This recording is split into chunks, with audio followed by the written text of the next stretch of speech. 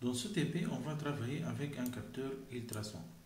Donc, dans le menu composants, on trouve ce capteur de type Parallax Pink. On peut aussi trouver, si on écrit ici dans la barre de recherche ultrasonique, on va trouver un autre circuit ultrasonique distance sensor.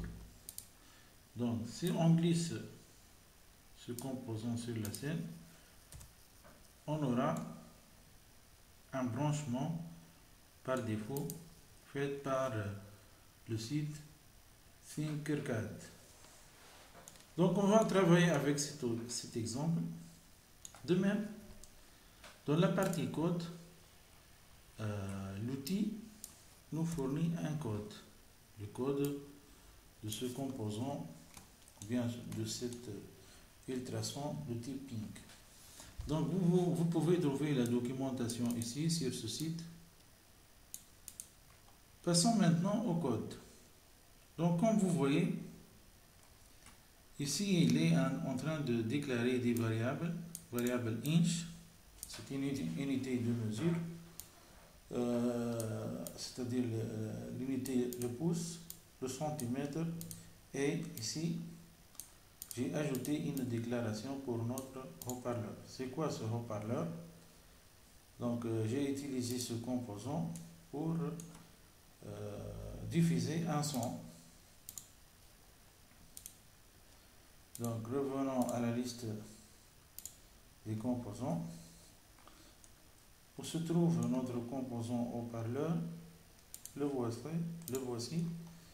Donc, c'est un composant. Il est ici élément audio-électronique. Donc, qu'est-ce qu'on va faire? On va faire le branchement comme d'habitude avec la GND et ici avec la pin 12. Qu'est-ce que je vais faire? Lorsque je m'approche de l'ultrason, le haut-parleur va diffuser du son. Donc, je vais travailler avec la distance inférieure ou égale à 100. Donc, si quelque chose arrive comme la simulation suivante, donc, remarquez ici la distance. Ici, c'est 113,4 cm. Donc, normalement, si quelque chose arrive à une distance inférieure à 100 cm, notre haut-parleur doit diffuser un son. Comment alors modifier le code donné par le simulateur? Ceci. Donc, on doit ajouter une variable haut-parleur qui correspond à la diode de 12.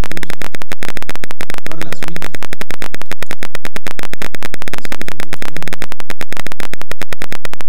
Normalement ici, dans la méthode qu'il a donnée, la méthode ultrasonique distance, on doit ajouter cette ligne que vous connaissez déjà, pin mode haut-parleur output. Elle est définie sur output puisqu'on va écrire la valeur du son sur ce haut-parleur. Par la suite, il a utilisé ici le port série pour afficher normalement la distance. Modifions maintenant la fonction loop. Qu'est-ce qu'on veut faire? Ici, qu'est-ce qu'il fait?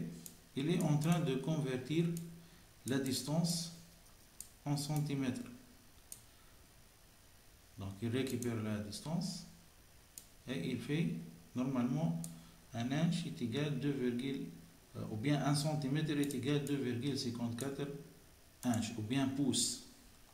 Qu'est-ce qu'il va faire? Il va afficher la variable en inch, en pouce, qui ne nous intéresse pas. Pour nous, on va seulement afficher la valeur en centimètres. Par la suite, si cette valeur en centimètres est inférieure à 100, alors on va envoyer une valeur au haut-parleur égale à 10, par exemple. Sinon, il faut éteindre le haut-parleur, donc on va lui envoyer la valeur 0.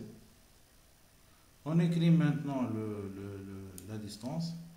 Je peux, bon, ici il a fait serial.println 1 cm et il a fait un délai.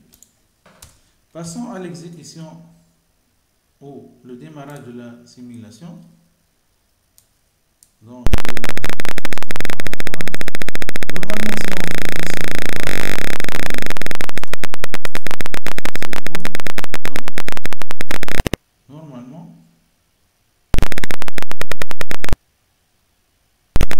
ici, on doit entendre un son. Mais vu que j'ai branché un microphone, vous ne pouvez pas l'entendre. Mais normalement, remarquez ici, qu'est-ce qu'il y a?